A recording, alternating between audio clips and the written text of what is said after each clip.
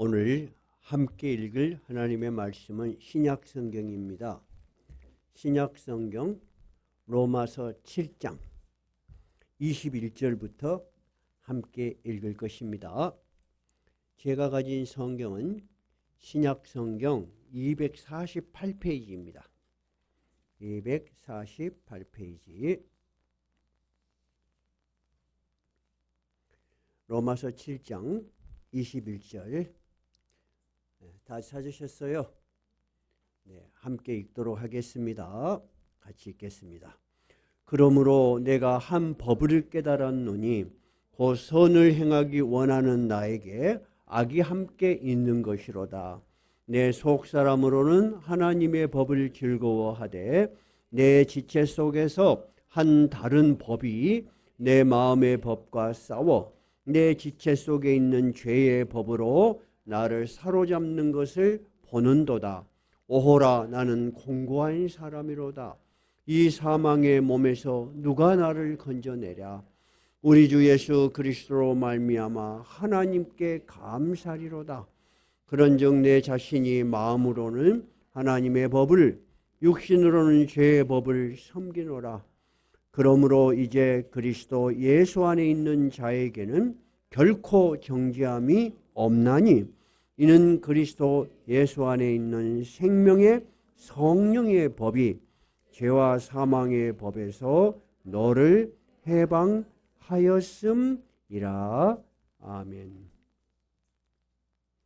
2개월 만에 다시 로마서 강해 설교 오늘 21번째 강해 설교로 돌아왔습니다. 그동안 기간도 좀 떨어져 있었고 또 새로 오신 분들도 계시니까 로마서에 대한 간단한 소개를 하면서 오늘 본문의 말씀을 드리겠습니다. 바울 사도가 이 로마서를 쓸 당시에는 세계를 조금 더 정확하게 말하자면 유럽 세계를 완전히 장복하고 있었던 제국이 어떤 제국이에요? 로마 제국이에요. 그 로마 제국의 수도가 로마입니다. 로마. 근데 이 로마에는 예수님의 제자들이 가서 복음을 전한 기록이 없습니다.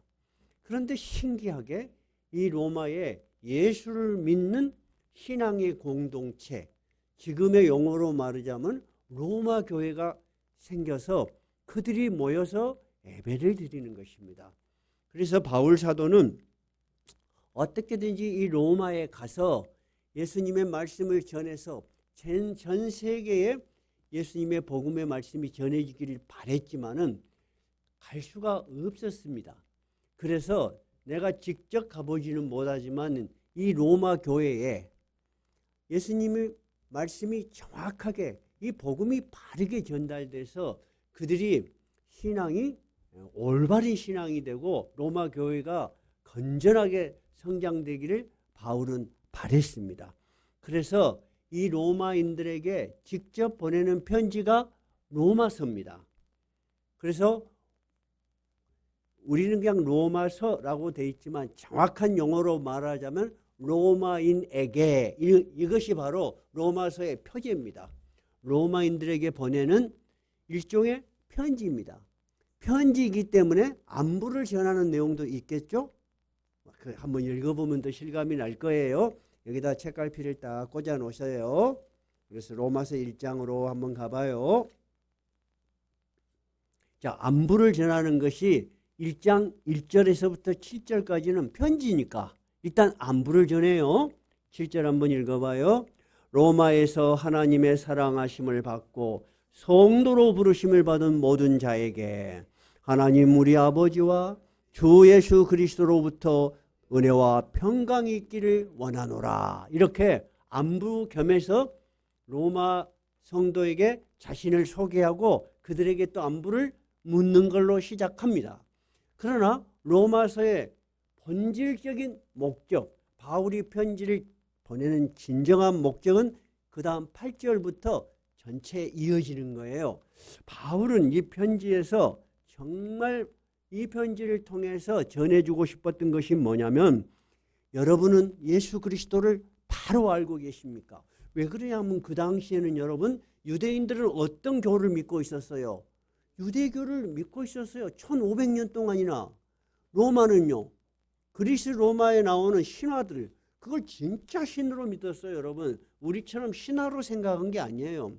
진짜 신으로 믿고 황제가 즉위할 때는 그 신들에게 제사를 지냈어요.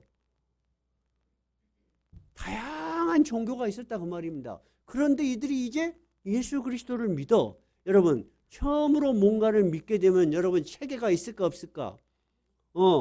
있을 수도 있지만은 없을 수도 있고 뭔가 애매한 부분도 있고 그러겠죠. 근데 바울 사도는 자신이 예수를 처음에는 믿지 않은 사람이었잖아요. 예수 믿는 사람을 학대하고 박해하고 옥에 가두고 심지어 돌로 죽일 때 제일 앞장선 반대자였어요. 그러나 그가 예수를 직접 만나게 됐죠. 그래서 정말 바울은 이 예수 그리스도의 복음이 확실한 믿음을 갖고 있어요. 그래서 이 예수 그리스도의 복음이 다른 종교하고 뭐가 다른가를 분명히 해줘야지 되겠다. 즉 기독교의 본질에 관해서 로마 성도들에게 가르치고 싶었던 거예요. 그러죠? 우리 교회도 지금 다니신 지 10년, 20년, 30년 되신 분도 있고 이제 오신 분들도 있어요. 근데 우리 교회가 가장 힘쓰는 일은 이 교인 한 사람 한 사람이 예수 그리스도의 복음을 바로 깨닫고 그 믿음이 체계적이고 아주 단단한 그런 이해 위에 있기를 바라요. 바울 사도도 똑같은 거예요. 근데 그냥 그런 것 없이 교회만 수십 년을 다니면 신앙이 없는 건 아니지만은 이단에 빠지기 쉽고, 둘째는 자기가 혼돈이 올 때, 신앙이 식어질 때 굉장히 많이 흔들려요. 그러니까 바른 믿음을 갖는 것은 굉장히 중요한 거예요. 그래서 바울 사도의 목적은 이 기독교의 본질을 바르게 튼튼하게 세워줘야 되겠다 생각한 거예요. 그래서 로마서는 개인에게 보내는 듯한 편지 같은 친근함도 있지만은 성경 전체에서 가장 신학적이고 가장 논리적이고 가장 체계적인 구성으로 되어 있어요. 그래서 신학자들이 성경 전체를 반지로 비유한다면 이 로마서는 무엇과 같다 그랬어요?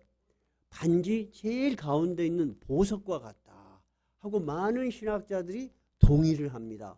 로마서는 굉장히 중요한 거예요. 그래서 저희들이 로마서 지금 오늘이 21번째 강해 설교를 하는 거예요. 강해 설교라는 것은 본문의 내용을 깊이 다룬다는 것입니다. 자, 그러면 바울 사도가 전하고자 했던 이 로마서에서 다루는 그리스도의 복음의 본질은 무엇일까? 우리도 한번 궁금해하면서 로마서 설교를 들으면 굉장히 큰 도움이 될 거예요. 이 질문에 답을 하기 위해서는 우리는 시야를 좀 넓게 가져봅시다. 이 세상에는 기독교가 아닌 다른 종교들 많아요, 안 많아요? 많죠. 우리가 알기로는 불교, 유교, 힌두교, 이슬람교 큰 것만 알지만은 세상에는 굉장히 많은 종교들이 있겠죠. 그런데 여러분, 그런 종교의 가장 본질적인 목적이 뭘까요? 뭐 때문에 사람들은 종교라는 것에 관심을 가지고 종교 생활을 하고 있고 대부분이 또 종교에 관심을 가질까요? 종교의 가장 기본적인 목적이 무엇일까요, 여러분? 뭘까요, 여러분? 나는 좀 애매하지만은 이것 같다 한번 생각해 보세요. 여러분, 몸이 아프면 어디로 가요? 병원에 가죠. 공부를 하려면 어디로 가야 돼요? 학교로 가죠. 돈을 벌려면 어디로 가야 돼요? 생업의 현장으로 가야 되겠죠. 가만히 앉아서 돈 벌 수는 없잖아요.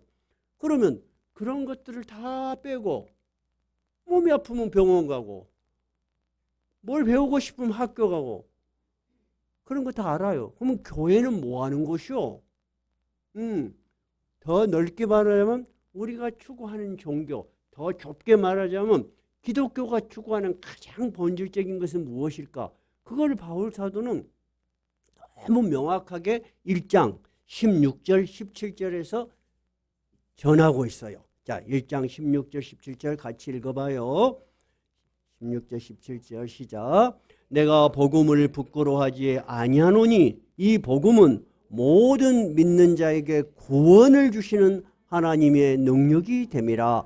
먼저는 유대인에게요 그리고 헬라인에게로다. 자, 이 복음 예수 그리스도에 관한 모든 것, 우리가 믿고 있는 그 모든 것에 중심에는 뭐가 있냐? 이 복음을 믿는 자에게는 무엇을 주신다? 구원을 주셔. 구원을 주시는데 이것이 우리가 추구해서 얻는 것이 아니고 이 구원을 주시는 누구 능력이 있다? 하나님의 능력이 복음 안에 있다는 거예요. 그러면 종교의 기본적인 목적은 무엇이다? 구원입니다. 여러분, 무언가 확실히 하나 아는 것이 굉장히 중요해요. 애매하게 100개를 알면 항상 혼돈이 와. 근데 하나를 중심을 딱 잡으면 흔들림이 없어. 우리는 구원을 얻기 위해서 교회에 나온 거예요. 때로는 친구가 가자 그래서, 언니가 가자 그래서, 가까운 사람이 가자 그래서, 또 아는 사람이 전도를 해서 올 수 있지요. 그러나 그것은 하나의 방법에 불과해. 거기에 와서 여러분이 교회에서 얻을 수 있는 본질적인 건 뭐라고요? 구원이에요. 그러면 구원이 뭐예요?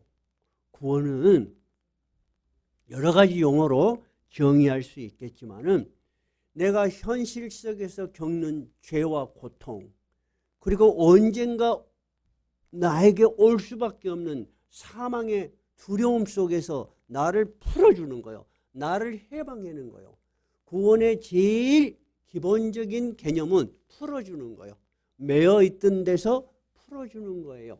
따라해 보세요. 매어 있던 곳에서, 속박된 곳에서 풀어주는 거예요. 해방되는 거예요.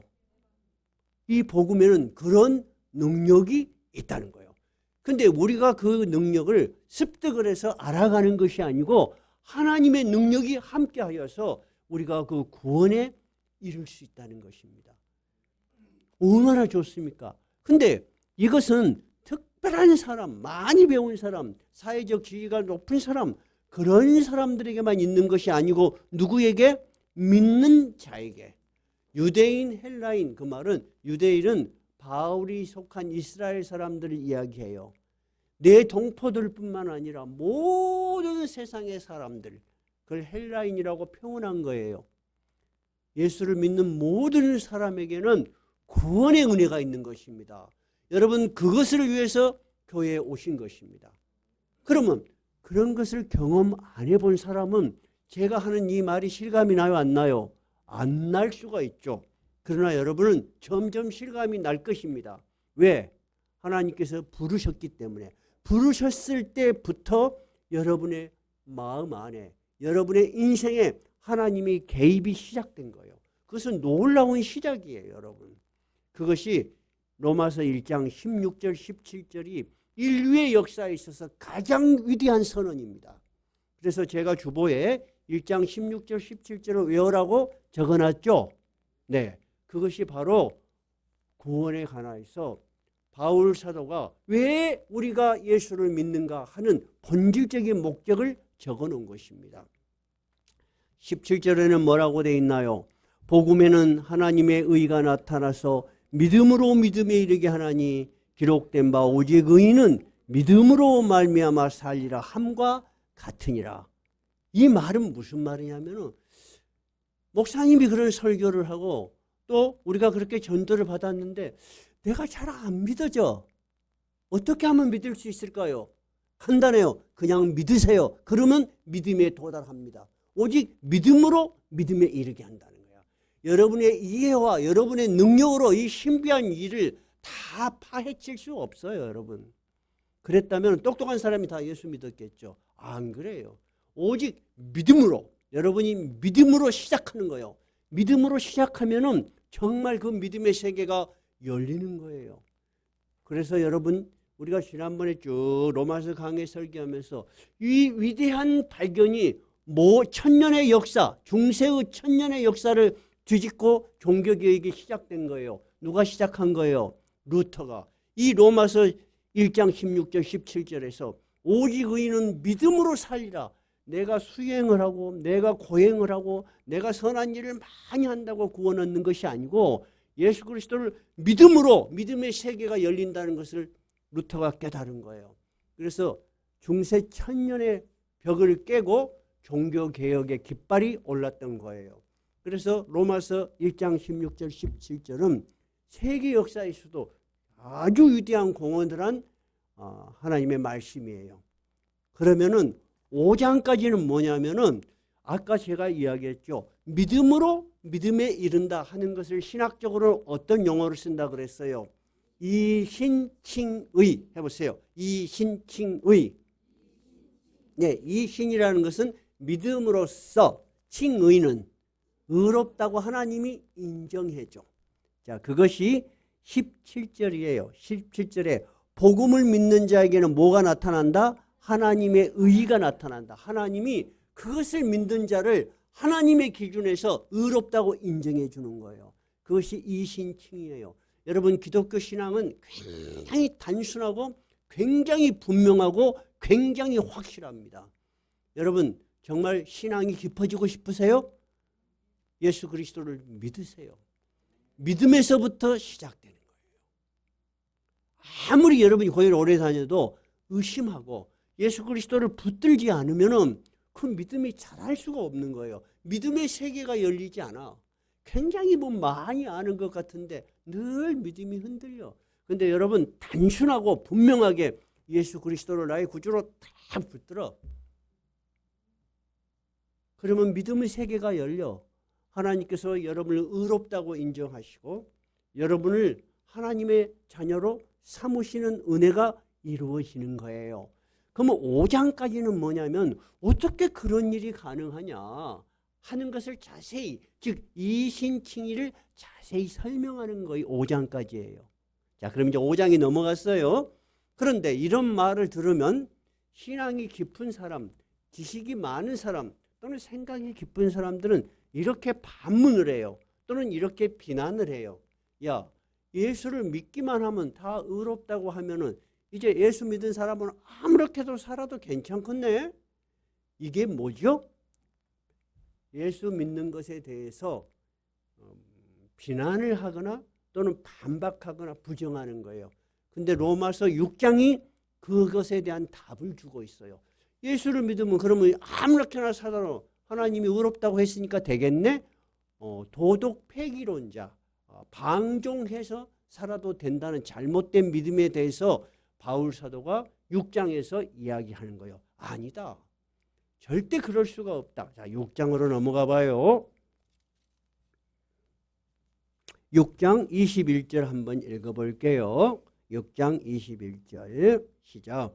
너희가 그때 무슨 열매를 얻었느냐? 이제는 너희가 그 일을 부끄러워하나니 이는 그 마지막이 사망임이니라. 그러나 이제는 너희가 죄로부터 해방되고 하나님께 종이 되어 거룩함에 이르는 열매를 맺었으니 그 마지막은 영생이라. 무슨 말이냐 하면은 너희들이 예수를 믿어서 의롭다 함을 얻었기 때문에 너희들은 방종하게 살지 않는다는 거예요. 오히려 지난 날 우리가 아무렇게나 살았던 날을 부끄러워해. 그리고 이제는 그 부끄러운 삶에서 돌아서서 하나님이 바라시는 거룩한 삶의 열매, 사람들이 봤을 때도 저 사람이 어떻게 저렇게 변했지? 하고 내 자신과 남이 봤을 때 우리는 변화되는 삶을 살기 시작하고 삶에서 그것이 드러나게 돼요. 저는 그러한 분들을 너무 많이 봤어요. 너무 많이 봤고 너무 신기했어요. 근데 지금은 이제 목회자가 돼서 여러분에게 예수를 믿으면 그렇게 됩니다라고 확신 있게 말할 수 있는 거예요. 바울 사도도 지금 그 이야기를 하는 거예요. 예수를 믿으면 삶의 변화가 있다 없다? 삶의 변화가 있다. 아무렇게나 살아도 된다는 쪽이 아니고 어느 쪽? 하나님께서 바라시는 거룩한 삶의 열매를 맺기 시작하는 거예요. 그런데 이런 질문의 답에 대해서 또 하나의 질문이 있어요. 어떤 질문이냐? 유대인들은 1500년 동안이나 모세가 하나님으로부터 받은 율법을 가지고 있어. 그 율법을 기준으로 잘 지키면 우리가 의롭다고 생각하고 열심히 살았단 말이에요. 그런데 바울 사도도 유대인이잖아요. 이제 예수 그리스도를 전해 이제 예수 그리스도를 믿음으로 여러분이 하나님 앞에 의롭게 됩니다 라고 하니까 유대인들은 당황할 수밖에 없어요. 이게 무슨 말이야? 그러면 이제 율법은 필요 없는가? 그럼 율법은 아무 쓰잘데기도 없는 건가? 하는 질문이 생길 수밖에 없겠죠. 그 질문에 답을 하는 것이 7장 오늘 본문이에요. 자, 숨가쁘게 여기까지 달려왔어요. 네, 그럼 7장이에요. 7장으로 가봐요. 7장 7절에서부터 13절까지는 이것에 대한 대답인데 7절이 핵심입니다. 7장 7절 읽어봐요. 그런즉 우리가 무슨 말을 하리요? 율법이 죄냐? 그럴 수 없느니라.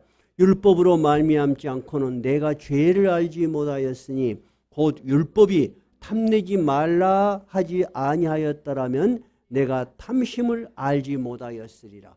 율법이란 건 뭐죠? 우리가 지켜야 될 규칙이죠. 이렇게 하면 안 돼. 이렇게 하면 돼. 이런 규칙이야. 우리 양심적으로도 이렇게 하면 안 될 건데 하지만 그런 율법이 정확하지 않으면 사람들은 그것을 죄라고 명확하게 인식하지 못해. 근데 사회적으로 각 나라마다 조금씩 다를 수 있겠지만은 어떤 법이 딱 정해져서 사람들이 다 알아. 그러면 여러분 그것을 어기면 잘못했다는 걸 자기가 알죠. 율법이 하는 기능은 뭐냐면 너 이거 하지 마. 이거 하면 잘못된 거야 하는 죄의식을 우리에게 준다는 거예요. 여러분 맞아요? 틀려요? 맞죠. 가장 간단한 예를 지난번에 한번 들었어요. 제가 처음에 우리나라에 자동차가 별로 없었을 때는 도로를 깔아놓고 가운데 중앙선이 없었을 거 아니에요. 그럼 차가 막 여리저리 막 다녀. 그러다가 부딪혀. 그럼 가운데 중앙선을 싹 하나 이렇게 그려놨어. 그게 법이야. 중앙선을 넘어가면 위법이 아니야. 위법이야. 중앙선 침범은 과태료가 많아요. 사람이 선 하나만 딱 그어놔도 이거 넘어가면 안 돼 하는 걸 지키죠. 무슨 말이냐 하면 바울 사도가 율법이 필요 없는 것이 아니다. 율법은 기능이 뭐냐면 너희들은 이것을 어길 경우에 범죄한 것이다라는 것을 명확한 기준을 우리에게 가르쳐 주는 것이다. 맞죠? 그런데 율법에 그러면 그렇게 명확하게 있는데 왜 예수님의 법, 즉 예수님을 우리가 믿어야 되느냐? 새로운 종교가 왜 필요하냐는 거예요. 바울 사도가 로마서 7장에서 자세히 이야기합니다. 이제 여러분이 집에 가서 오늘은 7장 다 읽어보세요. 무슨 말을 하냐면 율법은 죄를 지목해. 여러분도 성경을 읽으셔. 그리고 사회생활을 해. 그러면 하나님 말씀대로 잘 지키고 싶은데 잘 지켜져 안 지켜져? 잘 안 지켜져. 지키려고 애를 쓰시지. 근데 잘 안 돼. 근데 어쩔 때는 잊어버리기도 하지만은 어쩔 땐 더 잘해보려고 해도 잘 안 돼. 내가 살아가는데 모든 것이 법이 있어. 모든 것이 법이 있어가지고 할 때마다 이 법을 생각하면 잘하고 싶은데 잘 안 돼. 잘하고 싶은데 잘 안 되면 뭐가 찾아와요? 고통이 찾아와. 율법은 우리에게 너는 이것이 잘못된 거야. 너 이것을 범했구나 하고 죄의식을 주지만 그것을 능가하는 이것을 잘 지킬 수 있는 힘을 우리에게 주는 건 아니다 이거야. 이해가 됐어요? 그래서 여러분 어린아이들을 훈육할 때도 맨날 잘못된 것을 지적하면요. 아기가 어떤다 그래요? 주눅이 들어버려. 그리고 아기가 자꾸 침체돼.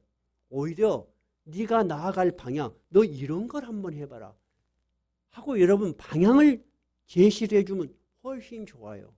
어떤 애가 공부를 잘 못해요. 근데 여러분 사회생활을 해보니까 세상에서 공부 잘하는 애들이 돈 잘 벌고 사회생활 잘하고 성공하던가요? 아니면 공부는 적당히 해도 사회생활 잘하고 인성이 좋은 사람이 성공하던가요? 여러 가지 경우가 있죠. 그래서 옛날에는 학교에서 공부 잘하는 IQ만 봤어요. IQ. IQ가 뭐예요? 인텔리전스, 지능이에요. 지능. 공부도 하나의 타고난 지능이에요. 근데 이 지능이 높은 사람들만은 가지고 사회생활을 하고 회사를 운영해 보니까 한계가 있어. 문제점이 생겨. 갈등이 생기고 협조가 잘 안 돼. 그래서 그 다음에는 어떤 것을 묻게 됐나요? EQ를 묻는 거예요. EQ가 뭐예요? 사회성이에요. 사회성. 남과 얼마나 조화롭게 사느냐. 여러분 혼자 살려면 필요가 없지. 사회라는 게 얼마나 호흡을 잘하고 서로 잘 맞춰 사느냐. EQ를 묻는 거예요. 근데 EQ도 문제가 있는 거예요. 그래서 요즘은 뭔 Q를 물어? MQ를 물어. MQ가 뭐요? 도덕성이요. 여자 회사 경리가 그렇게 일도 잘하고 싹싹해. 근데 나중에 알고 보니까 수십억을 해먹어 버렸네. 요즘 그런 게 너무 많아. 여러분 10억, 20억이면은 그 회사 몇 년의 순이익이야. 이 경기가 혼자 다 해먹어 버린 거야. 요즘에 MQ를 물어봐. 무슨 말이냐 그러면은 이 율법이라는 것은 우리에게 해야 될 것과 하지 말아야 될 것을 가르쳐 주지만 그것을 감당할 능력을 우리에게 가르쳐 주는 건 아니단 말이야. 그 이야기예요 지금. 이해가 되시죠? 그런데 사람들이 이 종교 생활을 오래 하는 사람들, 교회를 오래 다닌 사람들 또는 도덕성이 높은 사람일수록 뭘 잘 지키려고 애를 쓰죠. 잘해보려고 애를 써. 그리고 좀 더 고귀한 사람이 되기 위해서 애를 써. 근데 애를 쓰는 것에 비해서 우리가 진짜 그렇게 되기가 어렵죠. 어려우니까 점점 더 고통이 찾아와. 내 마음속으로는 진짜 훌륭하게 살고 싶어. 근데 나는 그런데 내가 실제로 사는 삶은 내가 바라는 것만큼 안 돼. 내 자신도 안 돼. 자, 그 이야기를 바울 사도가 지금 오늘 본문에서 하는 거예요. 21절이죠. 21절 읽어봐요. 그러므로 내가 한 법을 깨달았노니 오늘 선을 행하는 원하는 나에게 악이 함께 있는 것이로다. 내 속사람으로는 하나님의 법을 즐거워하되 내 지체 속에서 한 다른 법이 내 마음의 법과 싸워 내 지체 속에 있는 죄의 법으로 나를 사로잡는 것을 보는도다. 나도 마음속으로 선한 일을 하고 싶어. 그렇게 마음은 원한데 내 마음에 또 다른 법이 하나 있다는 거야. 또 다른 하나의 세력이 있어서 그걸 못하게 해. 자꾸 나를 넘어지게 해. 나를 죄 속으로 끌어들여. 내가 너무 지쳐버려. 여러분도 신앙생활을 오래 하면 그런 현상 속에 빠질 수 있어요. 그래서 그런 현상 속에 빠지면 어떤 느낌이 들어요? 나는 어쩔 수 없는 놈이다. 혼자 신앙생활도 지쳤다. 목사님이 가면 맨날 좋은 사람들하고 하고 맨날 좋은 말만 하는데 지쳤다. 이렇게 되는 거예요. 두 번째, 그렇게 신앙생활을 열심히 하다가 안수집사가 되고 권사가 되고 장로님이 됐어. 이제 점점 교회의 핵심이 들어왔어. 그리고 목사님하고 같이 교회라는 큰 공동체를 운영하다 보니까 누구도 똑같은 걸 알게 된 거야. 목사도 똑같아. 목사 저놈도 나하고 똑같네. 한 것을 깨달은 순간부터 우리가 가졌던 순수한 종교적인 열정이 혼탁이 되고 식어버려. 야, 세상하고 똑같다. 세상하고 똑같아. 우리가 성도일 때는 몰랐는데 직분자가 되고 보니까 저놈도 똑같네. 그래 되버려. 여러분 그게 사실이 아니요. 사실이요. 그래서 바울 사도가 그런 내 자신을 24절 25절 뭐라고 해요? 오라 나는 공고한 사람이로다. 이 사망의 몸에서 누가 난지 견디리라. 내가 너무 피곤하고 지치다 이거야.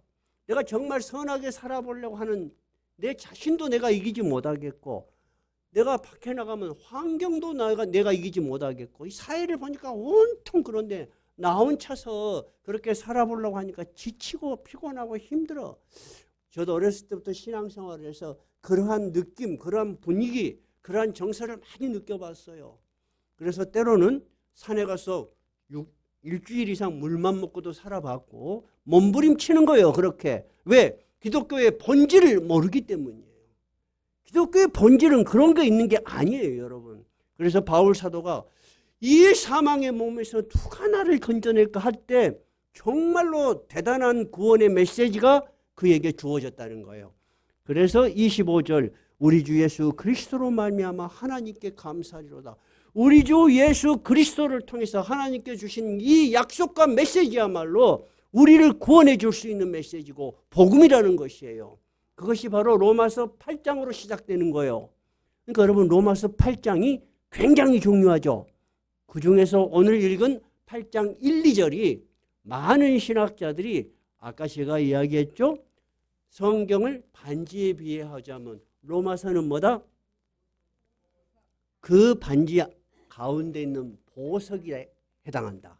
그 보석 중에도 여러 가지 보석을 박아서 반지를 만든 것도 있어요. 그 중에서 8장 1절이 가장 비싼 보석이다. 로마서를 신학자들이 그렇게 평가를 해요. 그래서 제가 주보에다가 로마서 8장 1, 2절을 적어놨어요. 그리고 또 하나를 적어놨더니 너무 많아서 목사님 나이도 많은데 돌아서면 금방 잊어본데 너무 많아요. 그래서 제가 고민을 했어요. 어떤 걸 하나 줄여줄까? 그런데 1번을 줄여주라 그러더라고. 그래서 아니다. 1번은 너무 중요한 거니까 1번하고 2번을 놔두고 3번을 제가 삭제를 했어요. 그래서 여러분 오늘 아까 읽은 로마서 1장 16절 17절 8장 1절 2절은 꼭 외세요. 바울 사도가 왜 하나님께 감사했는가? 자, 8장 1, 2절 읽어봐요.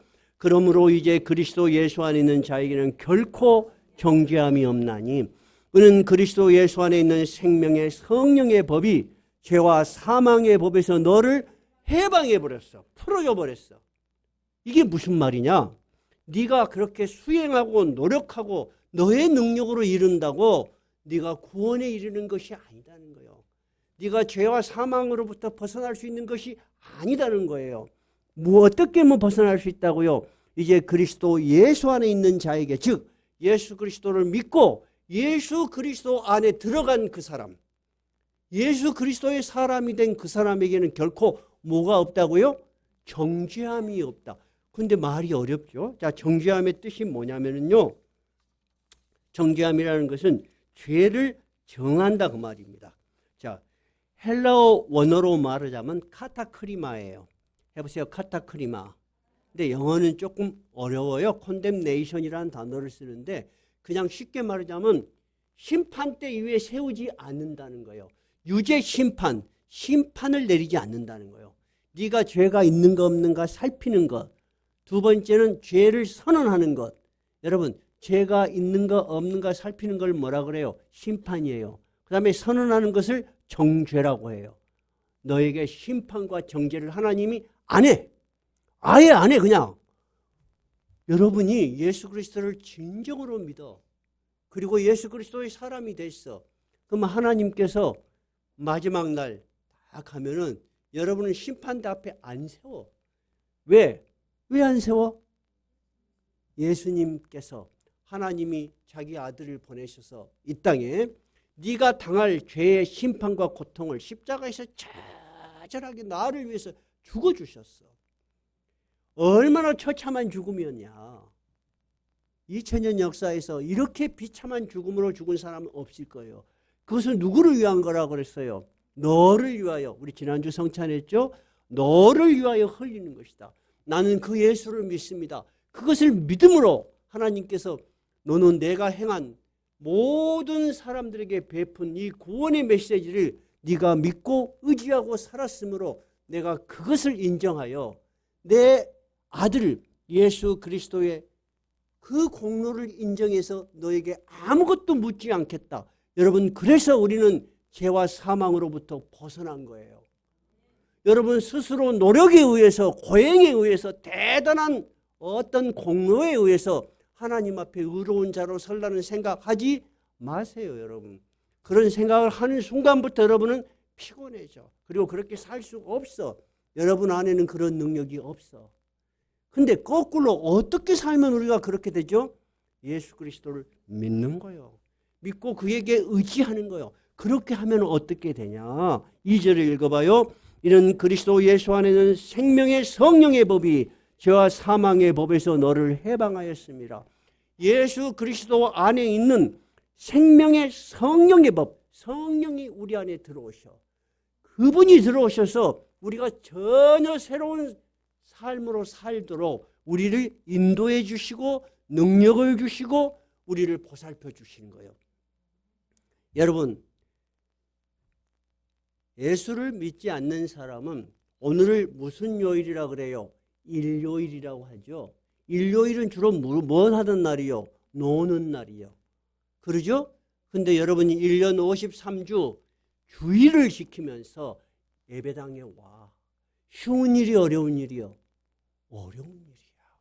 사람 힘으로 불가능한 거예요. 왜? 놀고 싶고 쉬고 싶은데 여러분이 어떤 힘에 의해서 매주 53주 예배를 드리러 오십니까? 여러분 예수 안 믿는 사람 보고 그거 해라고 하면 할 수 있을 것 같아요? 어려워요. 예수 안에 확실히 사로잡히지 않은 사람이 그거 해라고 하면 할 수 있을 것 같아요? 어려운 일이에요, 여러분. 근데 여러분은 그냥 몸만 나와요? 아니에요. 여러분이 세상 살면서 단돈 1,000원, 단돈 10,000원이라도 아끼려고 얼마나 애쓰고 힘쓰십니까? 그러잖아요. 특히 주부들은 콩나물 살 때 100원이라도 싼 데 살려고 돌아다니시잖아요. 근데 여러분 헌금을 하셔요. 쉬운 일 아니에요. 나는 그래서 여러분이 교회를 못 오실 때 저에게 메시지 보내주신 것만 해도 참 고맙게 생각해요. 왜냐하면 여러분 신앙생활이라는 것은 여러분의 능력과 여러분의 힘으로 가능한 게 아니기 때문입니다. 하나님이 여러분 안에 들어가 계셔서 여러분의 심령을 움직이고 생명의 성령의 법이 여러분을 움직이고 여러분을 이까지 감동을 시켜주기 때문에 여러분 신앙생활이 가능한 거예요. 그러니까 여러분 바울 사도가 정말 8절 2절에는 어때요? 오라 나는 공고한 사람이로다. 이 사망의 몸에서 누가 나를 건져낼 것인가? 여러분 이것은 바울 사도 개인의 고민이 아니에요. 인생을 적어도 보람있게 의미있게 살려고 힘쓰는 모든 사람들이 그런 고통에 해당하는 거예요. 온 인류가 해당하는 거예요.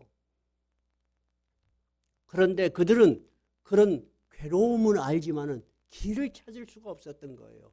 근데 누가 이 길을 우리에게 보여주신 거예요? 예수 그리스도께서 우리에게 이 길을 제시해 주신 거예요. 우리는 어떻게 하면 돼요? 그 복음을 믿고 예수 그리스도 안에 속한 사람이 되려는 것입니다. 이해가 되셨어요? 우리가 흔히들 종교를 크게 비유를 하면은 두 가지 종교가 있다고 그랬죠. 하나는 수행 종교. 자기가 노력을 해서 자기가 공을 쌓아서 그 공로로 사람들에게 굉장히 도덕적인 사람이다. 굉장히 훌륭한 사람이라고 인정받는 그런 종교가 있어요. 대부분의 종교는 그런 종교에 해당합니다. 특히 그런 수행으로 유명한 사람이 누구다고 우리가 가끔씩 예를 들어서 설명하죠? 성철 스님이요. 성철 스님. 성철 스님은 여러분 전에도 한번 여러분에게 말씀드렸지만은 23살 나이에 인제 결혼해가지고 우리 채원이 아빠 같이 인제 결혼했는데 채원이 아빠 힘들어 안 힘들어? 힘들지. 아빠 되려니까 딱 내가 보니까 벌써 이제 아빠 태가 나네.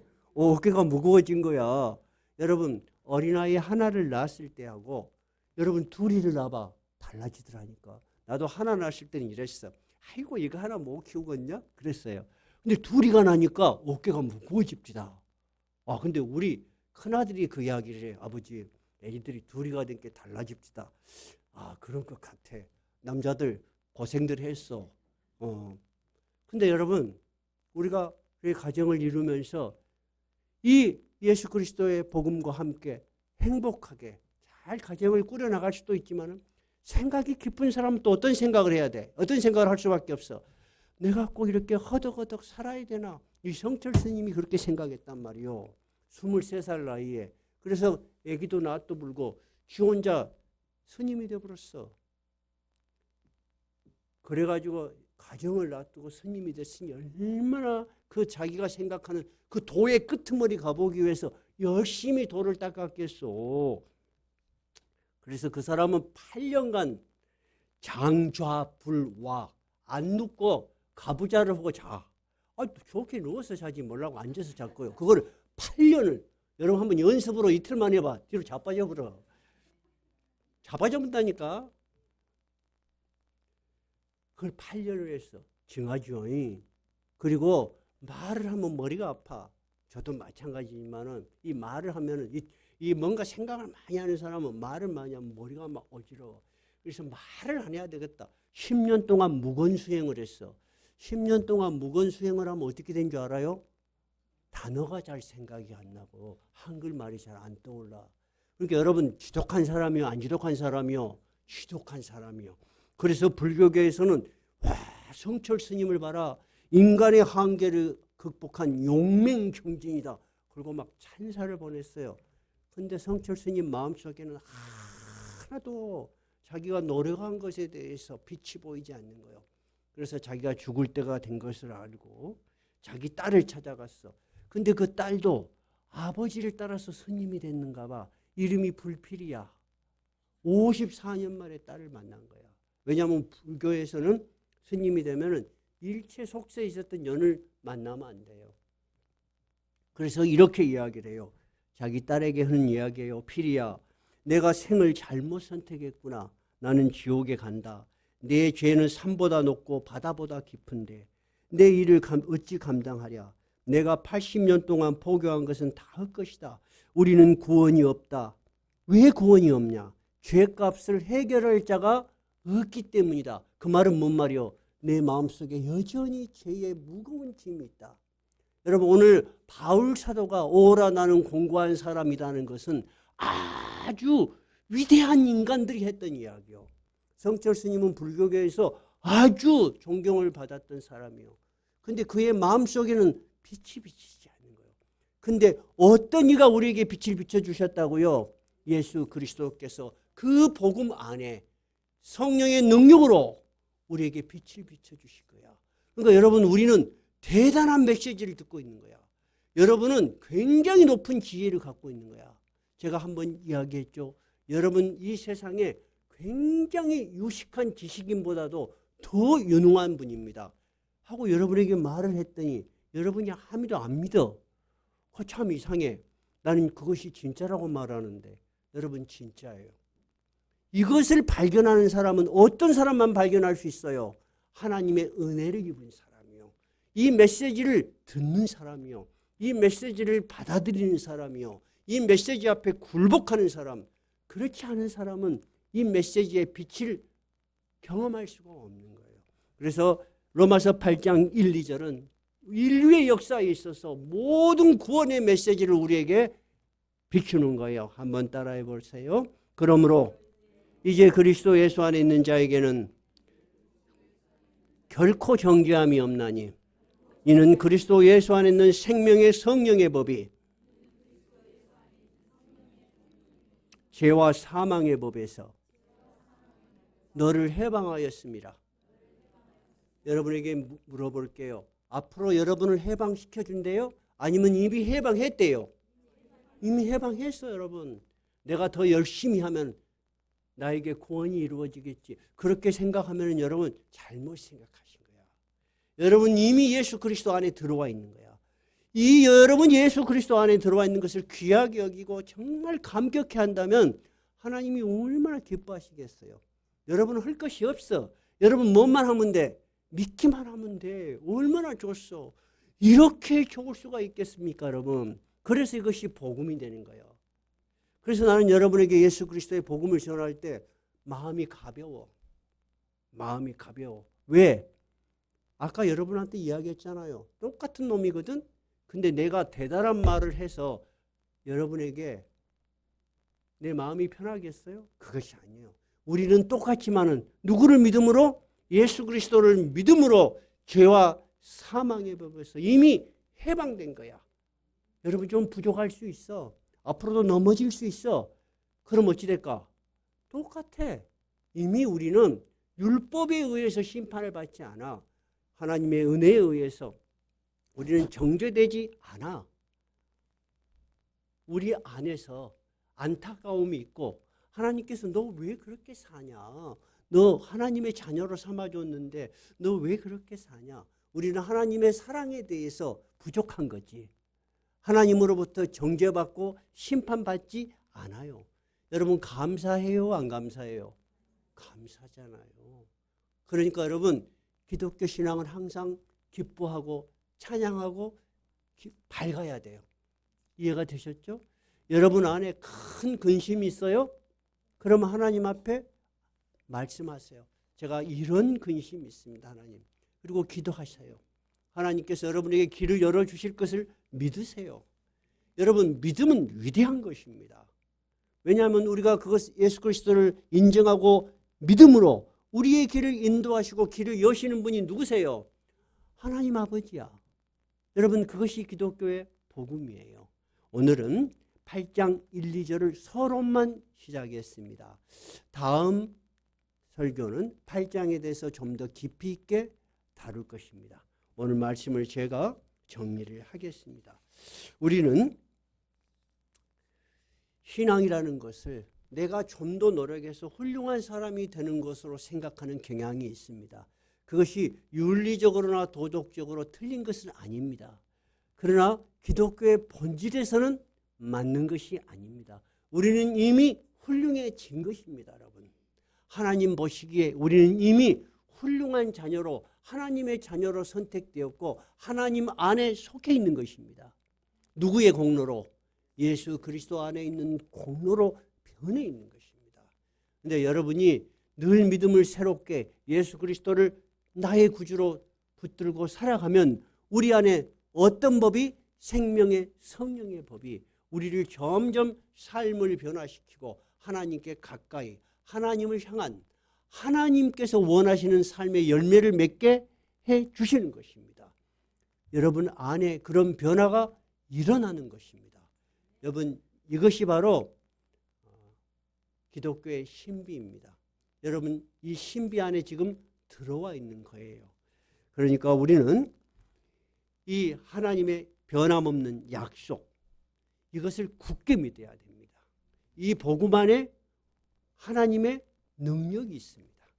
우리를 구원해 줄 능력이 있고 우리를 변화시킬 능력이 있고 하나님의 나라에까지 갈 수 있는 능력이 복음 안에 있는 것입니다. 이 능력이 여러분 안에서 항상 여러분의 평안함 그리고 여러분의 소망이 되시기 바랍니다. 찬송가 413장입니다.